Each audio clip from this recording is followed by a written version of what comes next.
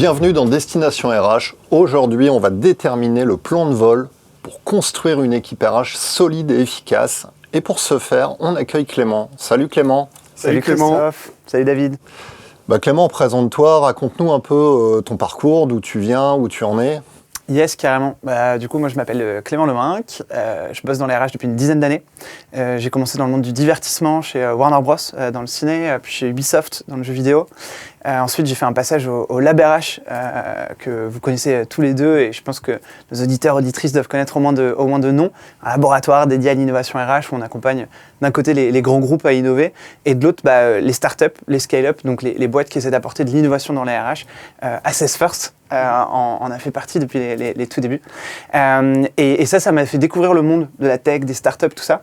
Et une problématique qui était souvent le cas, qui était l'hypercroissance et comment plein de boîtes, d'un point de vue RH, se cassent la gueule au moment où il faut passer de 50 à 150 et plus. Et je me suis dit, j'ai envie de vivre ça. J'ai envie de comprendre, est-ce que les gens sont pas bons, c'est pour ça qu'ils se cassent la gueule, ou est-ce que c'est super dur et j'ai eu envie de me casser la gueule à mon tour. Okay. Donc j'ai rejoint une start-up française qui s'appelait et qui s'appelle toujours Partout. À l'époque, il y avait à peu près 150 collaborateurs. On est passé jusqu'à 450 collaborateurs. Et là, j'ai quitté Partout en fin d'année dernière pour lancer officiellement mon activité, The HR Nerd, le nerd des RH, qui est toujours un petit peu comment je me suis qualifié. Et du coup, maintenant, je fais de la formation professionnelle, de l'enseignement, des conférences et du conseil RH. Voilà. Ça marche.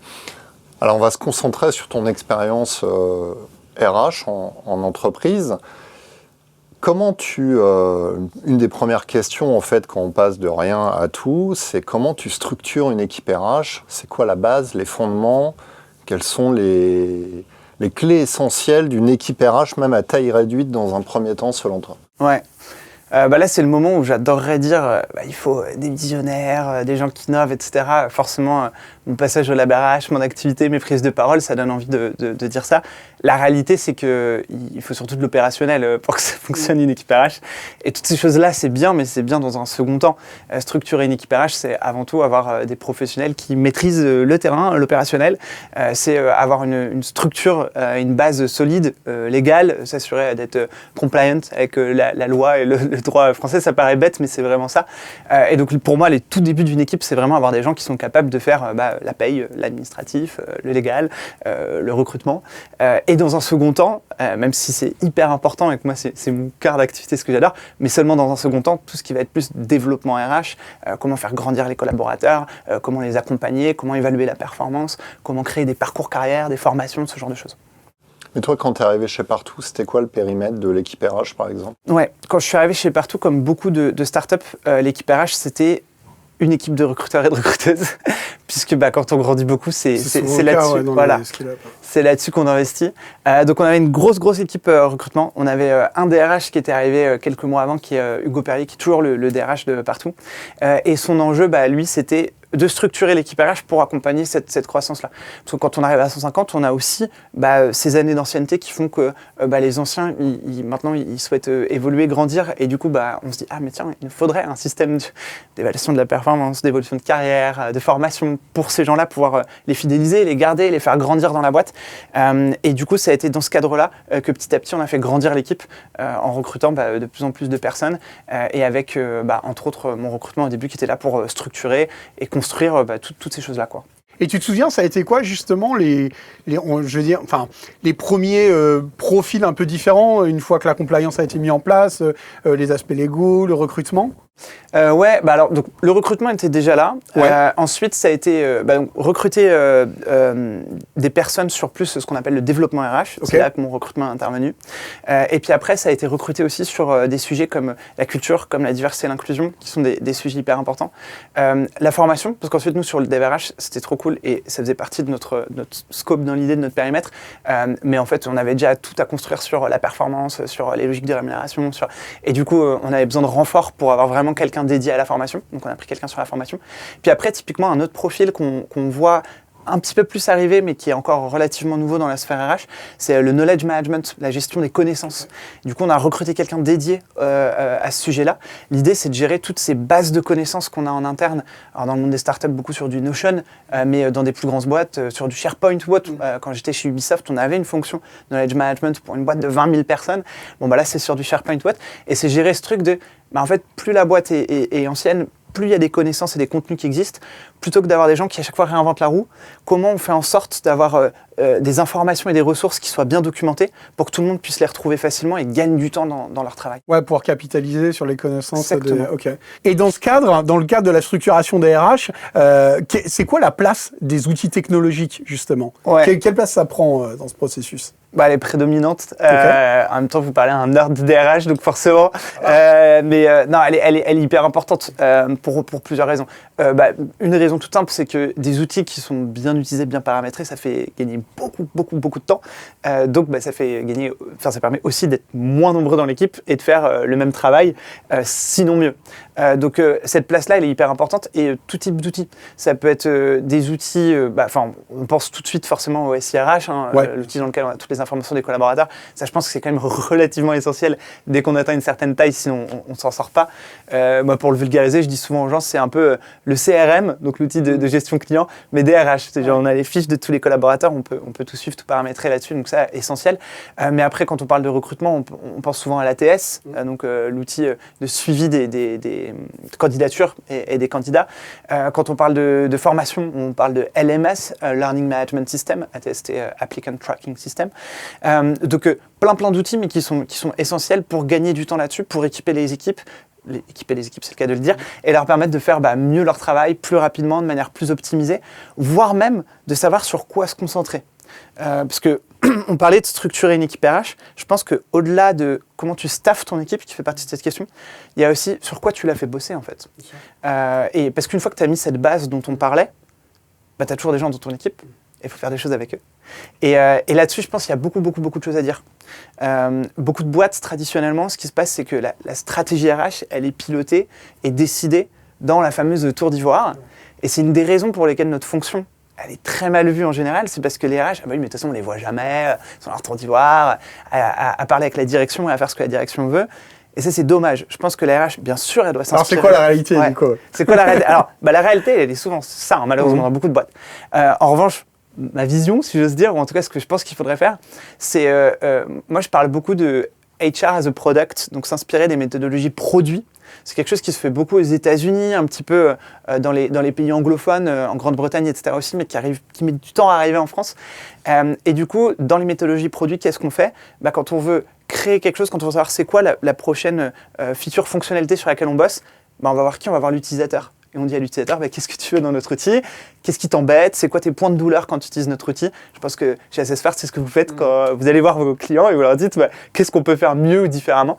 Dans les RH, c'est pareil. Et du coup, c'est ce que vous avez fait chez Partout ? Ouais, c'est ce qu'on faisait. Okay. Et donc, du coup, 2 types de clients qu'on a en interne. Un, les collaborateurs et collaboratrices. C'est quand même un des rôles de la fonction RH, c'est s'assurer que les gens soient heureux, épanouis, restent dans la boîte. Recruter, c'est bien. Fidéliser, c'est mieux. Donc, les collaborateurs, collaboratrices, aller leur demander leurs besoins. Ça, on peut faire ça avec des enquêtes. On parle beaucoup de Pulse Survey ces dernières années, les enquêtes de pouls. En fait, on pose des questions aux gens, on essaie de comprendre ce qui ne va pas et ce sur quoi ils ont des attentes. Et à partir de là, en plus, on peut même justifier pourquoi est-ce qu'on travaille en priorité sur tel sujet et pas sur tel sujet. Et ça permet je trouve, d'éteindre beaucoup de feux. Parce que, bien sûr, tous les sujets sont importants. Et du coup, il y aura toujours quelqu'un pour dire « Mais pourquoi vous n'avez pas fait ça ?» Là, l'avantage, c'est qu'on a fait une enquête et le premier sujet qui est ressorti, c'est celui-là. Donc là, en ce moment, on travaille sur celui-là. Ton autre sujet, il est intéressant, mais il est ressorti 4e, dans l'enquête. Donc on bossera dessus, mais plus tard. Et deuxième partenaire avec lequel il faut travailler, c'est le business au sens large. On parle beaucoup de HRBP maintenant, HR Business Partner, le métier de RRH qui doit être plus proche du business. Et le business, oui, on le retrouve dans la direction, c'est pour ça que c'est toujours important d'échanger avec la direction, mais on le retrouve aussi du côté des managers, voire même de nouveau des collaborateurs, mais où là, on va s'intéresser à leur métier et comprendre comment nous, RH, on peut aussi être au service du business. Comment est-ce qu'on peut mettre des choses en place qui, eux, les aident à mieux faire leur métier. Ça peut être de la formation, ça peut être plein de choses. Mais finalement, c'est pas nouveau, en fait. C'est ce que font les grands groupes depuis toujours. C'est une réappropriation. Parce qu'on a vu beaucoup les grands groupes ou les startups innover sur certains process RH. Et là, ce que tu décris, c'est déjà moi ce que je vivais dans la fonction RH il y a 15 ans dans des grands groupes. Cette approche, les Pulse, en fait, c'est pas nouveau, hein, ça existait avant le Covid. Effectivement, on a vu une explosion post-Covid parce qu'il fallait montrer qu'on était présent. Mais est-ce que tu penses justement que les startups nourrissent les grands groupes et inversement, les grands groupes nourrissent les startups et qu'on est dans un écosystème comme ça où on échange toutes les bonnes pratiques? Il y a des flux des deux côtés, c'est sûr, et certain. Ce que je pense, c'est qu'il y a un premier biais qui n'est pas assez souvent dit, c'est qu'il y a plein de grands groupes qui font des trucs incroyables et on n'en parle jamais. Et je ne sais pas pourquoi. Versus les startups, elles parlent beaucoup parce qu'elles ont les codes du marketing, des réseaux sociaux, etc. Et comme tu le dis, je pense qu'il y a beaucoup d'initiatives portées par des startups qui vont parfois parler d'innovation, de rupture, etc., qui en fait étaient déjà dans des gros groupes depuis 15 ans, mais juste ils n'en ont jamais parlé. Pour des questions de concurrence. Et peut-être. Et sans doute, il y a plus cette culture du secret dans les gros groupes. Ça, c'est sûr et certain. Moi, j'ai bossé dans les deux. Et quand j'étais dans les grands groupes, il fallait jamais parler de ce qu'on faisait. Et c'était difficile parce que moi j'ai toujours fait beaucoup d'événementiel RH, j'ai toujours adoré échanger avec mes pairs, je crois beaucoup à l'open source et au fait de partager, et je pense que c'est comme ça qu'entre pairs de la fonction RH, on peut rendre la fonction RH meilleure et que ça bénéficie à tout le monde. Si on rend le marché de l'emploi et du travail meilleur, bah, tant mieux. Et c'est vrai que dans les grands groupes, il y a cette culture du secret de dire « Ah, si on a trouvé une bonne recette, il ne faut surtout pas qu'on en parle, parce que sinon les concurrents vont le faire ». Je pense que la réalité est un peu plus complexe que ça, surtout sur de la RH, bien sûr sur des innovations métiers, business et tout, pourquoi pas. Sur des fonctions support, je pense que c'est beaucoup moins le cas parce que les gens ne sont pas dans cette dynamique de dire... Versus côté startup, il y a plus cette culture du partage et de dire... En fait, ils ont compris cette chose le goût de karma, un peu de dire, en fait, si j'aide mon prochain et que je partage plein de choses, bah, d'autres vont m'aider en retour et en fait, on va tous grandir et c'est un cercle vertueux qui, je pense, a été moins compris côté grand groupe. Donc, pour répondre à ta question, oui, je pense que les deux se nourrissent, mais je pense qu'il y aurait beaucoup plus à gagner des grands groupes s'ils parlaient plus. Et moi, je suis très souvent surpris sur des événements, etc., des personnes que je rencontre qui travaillent en grand groupe qui me disent « Non, mais nous, on n'est pas du tout innovants, etc., etc. » Puis on creuse un peu en parlant, ils me disent « Ah, mais nous, on fait ça. » Et je dis « Oh, mais c'est dingue, j'ai jamais entendu parler d'une boîte qui fait ça. Est-ce que ça vous va si je peux faire un post LinkedIn là-dessus pour parler de ça ?» Et là, effectivement, on arrive au truc du secret de oh là là, faut que je vois avec mon département communication, avec le truc, avec le chat, et puis en fait ça se fait jamais, et je me dis c'est dommage, il y a plein de trucs à partager. On l'avait fait un peu au Lab RH sur l'un de nos ouvrages dans lequel on partageait des pratiques innovantes mises en place dans des grands groupes, etc. Et là effectivement, nous c'était une claque de voir le nombre de boîtes où c'est des marques où parfois dans notre tête, dans nos inconscients, on pense que c'est des marques un peu vieillottes ou autres, et pourtant ils font des choses chouettes, quoi. Et du coup, si on te demandait aujourd'hui, demain, tu as une super opportunité dans une start-up, une super opportunité dans un grand groupe, t'irais où? Comme ça, sans réfléchir. En vrai, il me faut plus d'infos parce que je pense que ça dépend de beaucoup de choses. Et je pense notamment ça dépend de l'équipe, des personnes que j'aurai au-dessus de moi et de quelle est leur vision RH, etc. Et je pense que je vais plus venir pour une vision RH, du coup portée a priori par soit la direction de la boîte, selon la taille de la boîte, soit la direction RH si on est dans un grand groupe. Parce qu'a priori, on ne va pas me prendre pour être DRH groupe, j'adorerais, mais j'y crois pas trop. Et quelle est cette vision et est-ce que je me vois m'inscrire dans cette vision? Je pense que c'est plus ça que vraiment juste le dialogue grand groupe versus start-up. Okay. Et c'est quoi le type de vision RH que tu auras envie de voir porter justement? C'est quoi pour toi une vision RH enthousiasmante? Déjà, il y a ce truc d'être plus dans cette logique open source, d'être dans le partage, etc. Je pense que c'est bien. Cette volonté de vouloir innover. Je pense aussi de l'humilité. Parce que, de nouveau, on ne va pas se mentir, la fonction RH, elle ne fait pas l'unanimité. Elle a une mauvaise image. Et a raison. Je suis désolé pour nous tous. Et moi-même, je pense qu'il y a sûrement plein de trucs que je fais pas bien dans mon boulot. Parce que si on le faisait mieux, a priori, on n'aurait pas à ce point-là une telle mauvaise image. Et du coup, je pense qu'il faut avoir cette humilité de dire, OK, déjà, si on regarde l'histoire, la fonction RH, elle n'est pas si âgée que ça. C'est-à-dire, bien sûr que le recrutement brut, le licenciement brut, la paye brute, ça existe depuis toujours. Mais toutes les notions de développement humain, elles sont très récentes en fait. Elles ont une centaine d'années à peu près. On peut monter à Elton Mayo, l'école des relations humaines, etc. Et du coup, c'est normal qu'on soit encore à tâtons et c'est normal qu'on apprenne à faire plein de choses. Moi, ce que je vais chercher, c'est une vision où on dit, on est conscient qu'il y a plein de trucs qu'on ne fait pas encore de manière optimale et on est là pour innover, on est là pour itérer, on est là pour faire différemment, on est là pour être à l'écoute de nos clients, des collaborateurs, collaboratrices, comprendre ce qui leur plaît, ce qui leur plaît pas. Et on est là pour arriver avec cette méthodologie, du coup, un peu produit, comme je dis, de dire, on fait peut-être des circuits itératifs plus courts, on tente un truc, on va voir les collaborateurs, collaboratrices, on leur demande si ça marche, si ça leur plaît ou pas, on fait une deuxième version, une troisième version, ainsi de suite. Et c'est vrai que quand j'étais en grand groupe, il y avait peut-être un peu trop ce syndrome de vouloir faire le truc parfait direct.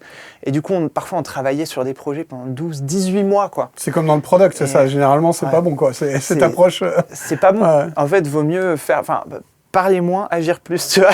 Et on tente un truc, on lance un truc, et on voit comment ça marche. C'est pas grave, tu veux lancer un Pulse Array, lance un premier Pulse Array. C'est pas grave si t'as pas réfléchi 15 ans sur les 3 questions que t'allais mettre ou autre. Moi, je pense que la fonction RH, elle a cette image historique parce que, pas tout à fait pour les mêmes raisons. La fonction RH, elle sert de bouclier aussi au manager. Tu vois, tu viens me voir, tu me demandes une augmentation, je ne vais pas te dire non, moi, Clément, j'ai pas envie de te la donner. Même si c'est vrai, je vais plus facilement te dire ah non, la RH n'est pas d'accord. Tu sais, c'est un peu le. Et puis, par ailleurs, la RH, elle recrute et elle licencie en même temps. Donc, elle t'amène un bouquet de fleurs et puis en même temps, elle te met un coup de pied au cul pour te mettre dehors. Donc, forcément, de ce point de vue-là, tu ne peux pas faire l'unanimité, tu vois, au niveau de la fonction globale. Et je me demande souvent pourquoi on ne fait pas comme aux États-Unis, tu vois, comme dans Up in the Air, puisqu'on est en avion. Pourquoi on n'externalise pas les licenciements, par exemple, ce qui permet à la fonction RH d'être sortie de ce, tu vois, on pourrait aussi réinventer les choses. Ça arrive, hein. Ça arrive, notamment sur les PSE, etc., quand il y a des gros licenciements, très souvent, il y a des personnes externes qui viennent dans l'entreprise pour dérouler le plan de licenciement parce qu'effectivement, c'est plus facile de donner cette image à quelqu'un d'externe qui repartira de la boîte que de la laisser à l'équipe RH qui ensuite aura plus aucune relation avec les équipes qui sont restées, qui vont dire ce sont les personnes inhumaines qu'on virait mes potes, quoi. Mais est-ce qu'il n'y a pas une forme d'hypocrisie, tu vois, un côté genre je n'assume pas tout le scope de la fonction qui devrait être la mienne en tant que RH à faire ça? Ouais, je sais pas. Moi, je pense surtout qu'il y a un truc à retravailler sur ce que tu as dit au début qui est vrai, hein, mais pourquoi en fait les managers n'assument pas? Et je pense que ça fait partie du métier de manager. Mais après, ça fait partie de notre rôle de RH de les former à leur métier. Hein. Et en fait, si tu remontes la chaîne, c'est facile pour nous de taper sur les managers, mais les 3 quarts des boîtes ne forment pas bien leurs managers. Donc, est-ce qu'on peut vraiment blâmer quelqu'un qui est arrivé sur ce métier un jour parce qu'on lui dit bravo, t'es manager, mais qu'on a formé à rien, dit débrouille-toi? Est-ce qu'on peut vraiment lui reprocher de mal faire son boulot? Non, c'est à nous de le former. Si on lui donne des responsabilités, il faut qu'on lui donne les capacités de faire ce qu'on attend de lui. Mais je pense que quand on arrive à une situation où le manager n'a pas le courage d'avoir une vraie discussion avec son manager, c'est qu'il y a un problème à ce niveau-là. On parle de plus en plus de manager-coach. Un coach, il est là pour te faire grandir et du coup, il est aussi là parfois pour te dire « non, moi je t'attends encore là-dessus. » Non, tu as déjà eu une augmente l'année dernière, cette année, tu n'es peut-être pas éligible. Non, regarde, on a des grilles de salaire et aujourd'hui, pour moi, tu es à ce niveau-là et tu n'es pas à l'autre niveau. Et en fait, déplacer le problème sur le RH, c'est une mauvaise idée parce que nous, on n'aura jamais la même finesse dans le discours que le manager. Moi, je ne travaille pas avec toi au quotidien. Je peux demander au manager des arguments, mais du coup, ce sera moins impactant que si tu en parles vraiment avec la personne qui travaille avec toi au quotidien. Donc pour moi, le problème, il est plus là. Problème de management plus que de RH, finalement. De nouveau, tu vois ce que je dis, nous, notre rôle RH, c'est accompagner les managers, en revanche, les équiper. Pourquoi pas avoir une discussion à 3? D'ailleurs, moi, quand ça m'arrive ça, le premier truc que je fais, c'est que je dis, on va s'asseoir tous les 3 dans une salle et on va discuter, tu vois. Ouais, ce qui est faisable dans une petite structure, mais ce qui n'est pas généralisable, à moins d'avoir l'armée mexicaine au niveau de ta direction des ressources humaines, ce qui est rarement le cas. Ouais, mais ça amène une autre question, le staffing de l'équipe RH. Je pense que c'est une des raisons pour lesquelles parfois la fonction est mal vue, hein, parce qu'effectivement, tu as des boîtes où tu as un RH pour 400 collaborateurs, et oui, aucun être humain ne peut connaître individuellement 400 personnes, donc c'est normal que ça ne marche pas. Je pense qu'il ne faut pas avoir peur de quand même savoir staffer son équipe RH. Souvent, la règle indicative, c'est de dire que idéalement, ça doit être 4% des effectifs, l'équipe RH. Moi, je pense que c'est un bon chiffre avec lequel, si encore une fois, tu es outillé, on parlait d'outils un petit peu avant, etc., que tu as des bons process, etc., ta boîte, elle peut bien tourner et tu peux trouver du temps pour accompagner les équipes et leur donner du temps. Et moi, ma vision de la fonction RH ou ma fonction RH idéale, c'est une fonction RH où on trouve ce temps-là, tu vois. Les boîtes où c'est totalement déshumanisé, où quand je veux parler au RH, je dois faire un ticket, je ne sais même pas qui sont ces êtres humains ou autres. Tu vois, j'ai du mal à me dire ressources humaines, mais il n'y a même plus d'humains dans la relation, quoi. Après, c'est ma vision. Hein, et tu trouveras des boîtes qui fonctionnent très bien avec des petites équipes RH et tu trouveras des boîtes qui fonctionnent très bien avec des grosses équipes RH. Moi, je suis convaincu qu'il y a beaucoup de ressources sur le sujet, notamment on parle de symétrie des attentions, et de dire en fait, si tu donnes de l'attention à tes équipes, elles donneront de l'attention à tes clients, et tu as ce cercle vertueux de en fait, donner un bon environnement à tes équipes. Ça paraît logique, hein, on enfonce une porte ouverte. Attends, si tu leur donnes un environnement dans lequel ils se sentent bien, ils vont bien travailler et du coup, ils vont être performants. Et pourtant, il faut le rappeler toujours aux gens. Et pour donner cet environnement, faut que nous, on nous donne du temps et des ressources aussi à Fonction RH. On va passer à la boîte noire. Allez, Une question que tu n'as pas vue. Ok, c'est intimidant. T'as envoyé une fausse question. Je la pose? vas-y, Christophe. Allez. Pourquoi certains RH décident-ils de quitter la fonction RH selon toi? Bonne question. Je pense que l'image des RH, c'est déjà un premier truc qui est dur. Moi, je rigole beaucoup là-dessus, je fais souvent des blagues. Oui, on essaie de sortir par où on peut. La dérision, c'est une des voies. Mais c'est vrai qu'en soirée, par exemple, quand tu dis que tu es RH, tu as toujours ce moment un peu angoissant. Tu sais que tu as de bonnes chances d'avoir une réaction assez forte en face. Potentiellement, tu vas te retrouver dans une discussion de négociation salariale d'un salarié que tu ne connais pas, d'une boîte que tu ne connais pas, mais qui va dire « Moi, les RH, ils ont refusé mon augmentation, pourquoi ?» Et qui va t'expliquer toute ta situation. Tu as genre « J'ai juste envie de profiter de ma soirée, je n'avais pas envie de retrouver du boulot ou autre. » Ou sinon, tu vas avoir le droit de ce truc un peu en mode oh là là, je suis sûr que toi, t'es un bon RH, mais moi, mes RH, ils sont nuls et bah. Et je pense que ce truc-là, c'est dur pour tout le monde de se dire je suis pas trop reconnu dans la société, j'ai un métier où quand je le dis, les gens font ah, du coup, tu vires des gens, c'est ça ton boulot Ou alors tu tombes sur le mec ou la nana qui cherche un boulot et qui te demande de lui en trouver un. Aussi, de refaire son CV. Tu refais le CV de tous tes potes, ça c'est clair. Il y a des gens, ils te parlent pas de l'année, puis le jour où ils cherchent un boulot, en fait, je me disais, tu pourrais aller avancer. Donc voilà, non mais ça, je pense que c'est un premier truc. Deuxième truc, mentalement, c'est pas facile. Il y a pas mal d'études sur le sujet aussi de dire, c'est une question qui est redondante, mais de dire qui sont les RH des RH, tu vois. Quand les RH ne vont pas bien, vers qui ils se tournent, il n'y a plus personne. Et ça, je pense, c'est un autre sujet, c'est que parfois c'est un rôle qui n'est pas facile. On parlait de licenciement ou autre. Alors attention, moi j'aime bien rappeler, la fonction RH, c'est quand même peu de licenciement, c'est pas notre quotidien. Il y a plein de RH qui n'ont jamais fait de licenciement de leur vie. Mais ça, c'est des situations qui ne sont pas faciles. Et même quand c'est purement justifié, si on parle par exemple d'une rupture de période d'essai, de quelqu'un qui bossait pas bien, t'as tous les chiffres ou autre, c'est quand même un être humain derrière qui perd un job, qui lui donne un salaire, qui lui permet de se nourrir et de se loger. Et du coup... On est en France quand même. On est en France, mais... Je relativise un peu. On est en France, on n'est pas en Argentine. Il faut quand même faire attention. Bien sûr. Mais dans l'idée, tu as quand même ce truc-là, tu vois, Et donc, même si tu sais que la personne n'a pas fait le bon taf, même si tu as tous les métriques, même si vous avez essayé de l'aider et que ça n'a pas marché, c'est jamais une discussion agréable, c'est jamais une discussion facile. C'est sûr. Et toi, vu que tu es dans ton rôle RH et que tu as quand même le rôle de se dire, malheureusement, on va devoir se séparer, tu n'as pas le droit de faire preuve d'émotion. Donc, tu as en face de toi quelqu'un qui a beaucoup d'émotions, qui est légitime, tu reçois toute cette émotion et tu peux pas faire ce que tout être humain normal fait, qui est de réagir à l'émotion, peut-être donner de l'émotion en retour, parce que ce serait mal vu, tu vois, que, je sais pas, tu sois en train de pleurer, tu vas devant la personne. Et ce truc-là, dans ton cerveau, ça fait que tu rentres chez toi et t'es pas bien, quoi. Tu t'es bouffé plein de trucs forts dans la tronche toute la journée. Généralement, on vient voir les RH quand ça va pas, tu vois. Donc, tu gères plein de situations difficiles. Et je peux comprendre que des gens, ils quittent la fonction au bout d'un moment parce que c'est éreintant. C'est éreintant. Encore une fois, c'est pas toute la fonction RH, mais ceux qui sont vraiment sur le terrain et qui font face à ces situations au quotidien, ouais, c'est éreintant. En fait, nous, on fait les études tous les ans du moral de la fonction RH. Et je les ai comparées aux études du moral des salariés de manière très générale. Il n'y a pas d'écart, en fait. Ah ouais ? Non. Je pensais qu'il y avait un niveau critique au niveau de la fonction RH, et je l'ai souvent pensé. Alors, il y a certains points, effectivement, où tu as quelques différences, mais en fait, on est dans la moyenne du salarié classique, en fait. C'est à peu près les mêmes réponses, les mêmes ressentiments par rapport au travail. Le tableau n'est pas très rose, du coup. Bon, de manière générale, non, le tableau n'est pas très rose. On est quand même dans un... Oui. Les gens aiment bien se plaindre quand même. On n'est pas... C'est en France. Voilà, on est plutôt là-dedans en général. Ça fait partie de la culture. Mais c'est pas si catastrophique que ça, en fait. Ouais. Après... parce que là, effectivement, c'est pas rose ce qu'on dépeint et tout. Il y a sûrement plein de gens qui quittent la fonction RH pour des bonnes raisons. Et je pense qu'on est dans un monde du travail où c'est beaucoup plus facile aujourd'hui que pour nos parents, grands-parents, etc., d'avoir plusieurs métiers dans une vie on parle de plus en plus d'obsolescence des compétences, c'est-à-dire, moi j'aime bien redire ça à chaque fois, dire, rappelez-vous, nos grands-parents, ils se formaient sur quelque chose, leur formation, elle était utile toute leur vie professionnelle, quoi. Nos parents, leur formation, elle a été utile pendant bien 15-20 ans de vie professionnelle. Nous, notre formation professionnelle, elle est utile pendant 5-10 ans, tu vois.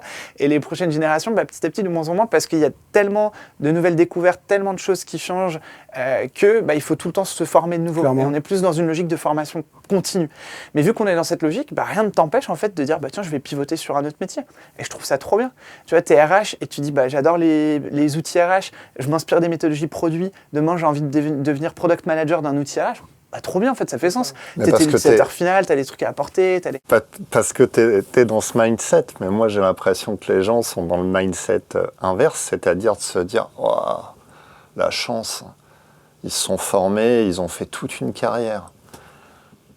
Mais ils n'ont pas eu à se reformer. Ouais, ça les deux, ouais. Tu vois. Et je pense que quand même, tu as beaucoup de gens qui n'ont pas envie, justement, de se reformer, de se dire « Ah, je dois refaire l'effort de faire un truc, j'avais un job, mais il va disparaître. » Parce que ça va être ça aussi les années à venir. J'avais un job, il va disparaître, il va falloir que je reparte en formation, etc.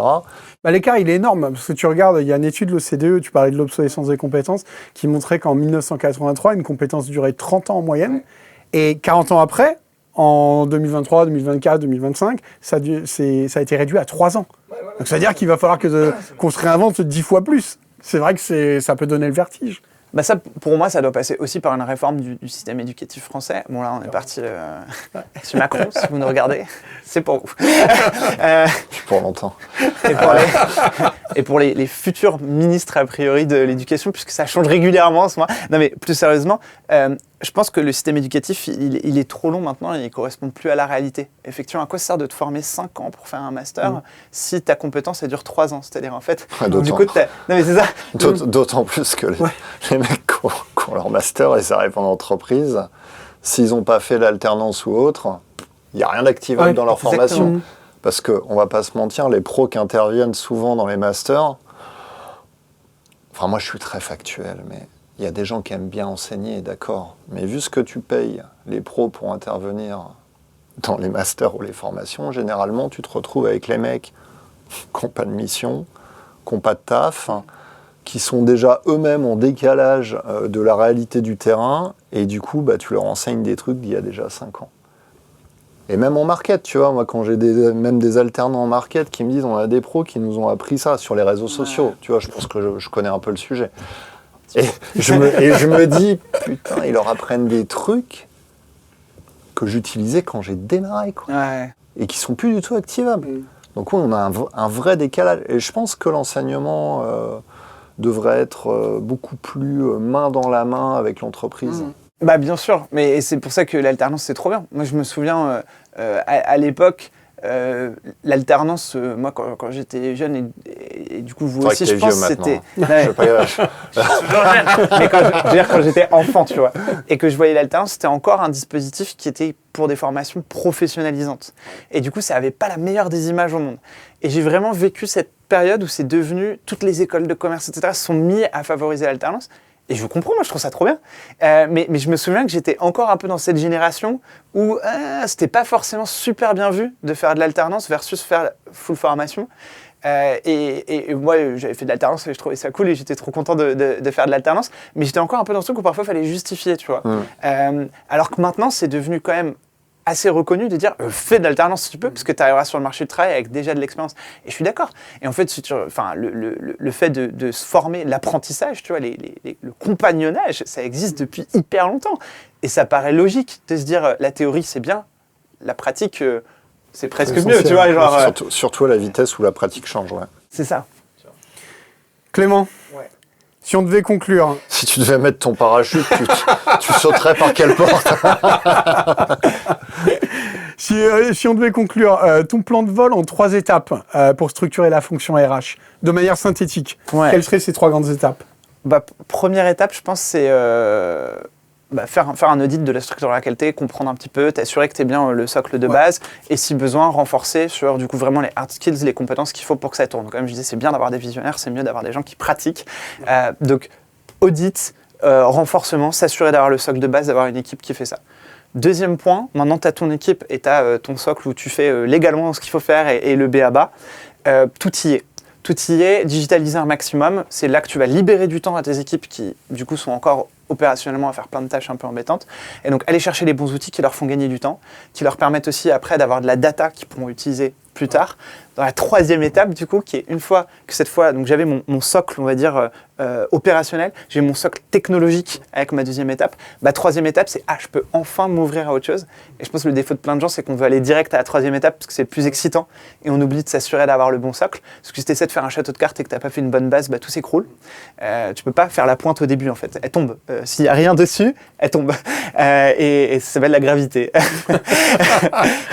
Et du coup, troisième étape, enfin, là, on s'ouvre, on va chercher d'autres choses. On part de la data du coup qu'on a via les outils et via ce qu'on peut ressortir. On part des besoins des clients, comme je disais. On parle des besoins du business, on s'assure d'être proche du business ou autre. Et là, on va innover. Et là, on va regarder aussi ce qui se fait ailleurs. On va parler à nos pairs. On sort de l'entreprise. Moi, j'aime bien aussi ce DRH qui n'est pas 100% dans l'entreprise, mais qui prend du temps pour aller rencontrer des pairs, pour aller écouter des podcasts, regarder du contenu, lire des livres, etc., se former, s'inspirer des autres. Et donc voilà mon plan de vol en 3 étapes. 1, socle opérationnel technique. 2, socle technologique s'outiller. 3, enfin, s'ouvrir, aller s'inspirer, essayer d'innover, essayer de changer les choses, tester, itérer et répéter, quoi. Génial. Écoute, Clément. Merci Clément. Merci à toi, tu as gagné tes ailes de commandant de bord de la fonction RH. Oh, incroyable. Merci à toi. Trop bien. Merci les gars. Merci Clément. Merci. Merci beaucoup.